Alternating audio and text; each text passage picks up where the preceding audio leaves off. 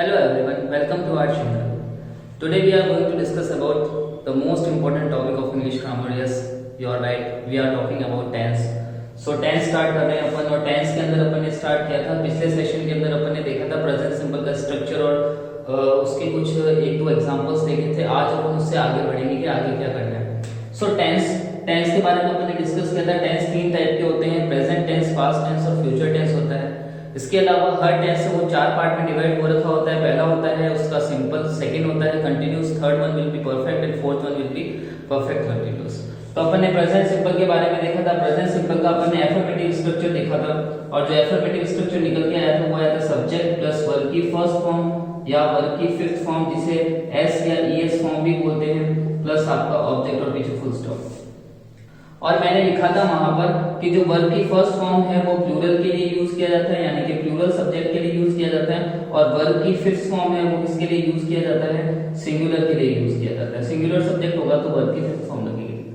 अब यहाँ पे मैं आपको एक बहुत इंपॉर्टेंट चीज बताना चाहता हूँ जहाँ पर बहुत सारे बच्चे हैं वो कंफ्यूज हो जाते हैं. उनको यही पता नहीं चलता है कि सिंगुलर सब्जेक्ट कौन सा होता है, प्लूरल सब्जेक्ट कौन सा होता है. तो उसके लिए मैं आपको बहुत इंपॉर्टेंट एक टेबल बनवाने वाला हूँ जिसकी हेल्प से आपको पता चलेगा कि प्लूरल सब्जेक्ट कौन सा होता है और सिंगुलर सब्जेक्ट कौन सा होता है. तो यहाँ पर मैं साइड में एक टेबल बना रहा हूँ जिसकी हेल्प से आपको पता चलेगा कि प्लूरल सब्जेक्ट कौन सा है और सिंगुलर सब्जेक्ट कौन सा है. तो I, we, you, they, he, she और इट.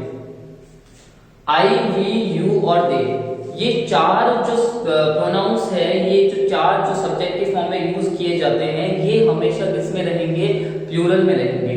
आई, वी, यू, दे, ये हमेशा किस में रहेंगे, प्लूरल में रहेंगे. आपको ये बात ध्यान रखनी है, ये हमेशा किस में रहेंगे, प्लूरल में रहेंगे. इसका मतलब मैं इसको कैटेगराइज कर सकता हूँ कि ये किस में रहेंगे भैया, प्लूरल में रहेंगे. And the next one is he, she and it. He, she और इट ये किसके लिए रहेंगे, किसके लिए, सिंगुलर के लिए. तो मैं यहाँ पर इनकी जगह लिख सकता हूँ कि ये किसके लिए रहेंगे, सिंगुलर के लिए रहेंगे. अब जैसे मैं आपको एक एग्जांपल बताता हूँ, उसके हेल्प से अपन क्वेश्चन करने के एक एग्जांपल देखेंगे. जैसे मैंने यहाँ पर लिखा ही डैश अ सॉन्ग और मैंने वर्ब ले ली यहाँ पर सिंग. अब यहाँ पर देखिए मेरे पास में सब्जेक्ट है ही. अब देखो ही किसके अंदर कैटेगराइज हो रहा है, he is categorised into singular, और सिंगुलर के साथ में कौन सी फॉर्म लगती है, वर्ब की फर्स्ट फॉर्म, फिफ्थ फॉर्म. और वर्ब की फिफ्थ फॉर्म का क्या मतलब होता है, वर्ब की फर्स्ट फॉर्म प्लस एस या ईएस, ये होता है. तो मैं ही के साथ में क्या लगाऊंगा, सिंग्स लगाऊंगा. और अगर मैं नेक्स्ट एग्जांपल लूं, सेम ले लेते हैं वर्ब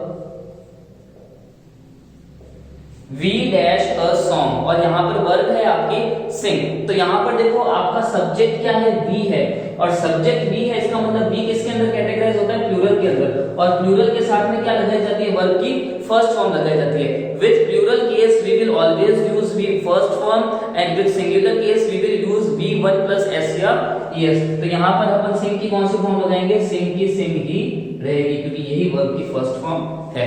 तो ये अपन ने प्रेजेंट सिंपल का एफर्मेटिव केस पढ़ा था. अब अपन नेक्स्ट केस की तरफ बढ़ेंगे जिसका नाम है interrogative case. So let us सी.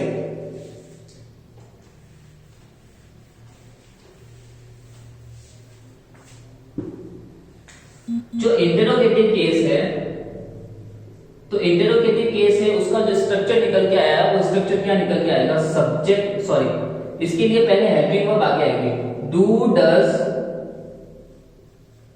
प्लस सब्जेक्ट प्लस वर्ब की फर्स्ट फॉर्म प्लस ऑब्जेक्ट और पीछे इंट्रोगेशन मार्क. देखो इंट्रोगेशन मार्क पीछे लगाना जरूरी है क्योंकि सेंटेंस किसका है, इंट्रोगेटिव का है. और इसका स्ट्रक्चर देखो क्या निकल के आ रहा है, do does plus subject plus verb की फर्स्ट फॉर्म प्लस ऑब्जेक्ट. अब यहाँ पर आप सब लोग ये सोच रहे होंगे कि सर यहाँ पर वर्ब की फर्स्ट फॉर्म तो लगाई है लेकिन इसके साथ में सर एस या ईएस तो लगाया नहीं. देखो प्लूरल केस होगा उसके साथ में भी वर्ब की फर्स्ट फॉर्म लगेगी और सिंगुलर केस जो कि डज है उसके साथ में भी सिंगुलर फॉर्म लगेगी.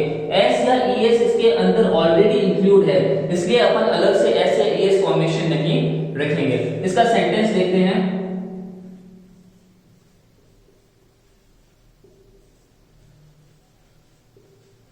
डू यू नो मी, क्या तुम मुझे जानते हो. ये आपकी हेल्पिंग वर्ब अब देखो ये सब्जेक्ट, ये देखो सब्जेक्ट है, ये कौन सा है, यू किसके अंदर कैटेगराइज हो रहा है, प्लूरल के अंदर कैटेगराइज हो रहा है। और प्लूरल कौन सा है, यहाँ पर अगर मैं इसको आइडेंटिफाई करूं तो जो डू होगा वो किसके लिए यूज होगा, प्लूरल के लिए, और जो डज होगा वो किसके लिए यूज होगा,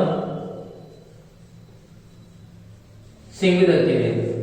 तो यहां से मेरे को पता चल गया कि जो यू है ये प्लूरल है, तो प्लूरल के साथ में क्या लगेगा, डू लगेगा, और आपको उसके बाद में तो वर्ब की फर्स्ट फॉर्म ही लगाएंगे, तो यहाँ पर तो हमेशा वर्ब की फर्स्ट फॉर्म ही लगेगी। अगर मैं इसकी जगह अगर सब्जेक्ट चेंज कर दूं, यहाँ पर डू यू है, अगर मैं यू की जगह अगर सब्जेक्ट चेंज कर लूं और मैं अपना सब्जेक्ट बना दूं शी, अगर मैं अपना सब्जेक्ट बना दूं शी, इसका मतलब शी कैसा हो गया, सिंगुलर हो गया, सिंगुलर हो गया, इसका मतलब सिंगुलर के साथ में क्या लगेगा, डज लगेगा, तो मैं यहाँ पर क्या लिखूंगा,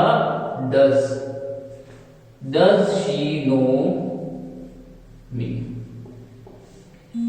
तो ये है अपने इंट्रोगेशन मार्क का, इंट्रोगेशन सेंटेंस का स्ट्रक्चर। इंट्रोगेशन सेंटेंस का स्ट्रक्चर है वो क्या निकल के आ रहा है आपके सामने, do does plus subject plus verb की फर्स्ट फॉर्म प्लस ऑब्जेक्ट। उसके अलावा डू है वो प्लूरल के साथ में लगेगा और डज है वो सिंगुलर के साथ में लगेगा।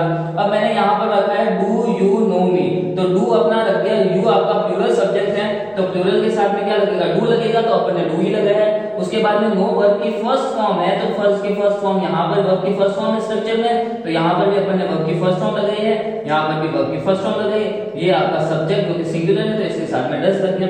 तो इसी के साथ में आपके दो केसेस कंप्लीट हो चुके हैं, एक आपका एफर्मेटिव केस कंप्लीट हो चुका है और एक आपका इंट्रोगेटिव केस कंप्लीट हो चुका है। नेक्स्ट सेशन में अपन नेगेटिव केस की तरफ देखेंगे। अगर आपको ये वीडियो अच्छा लगता है तो प्लीज इसको शेयर करें और लाइक करें। Thank you so much.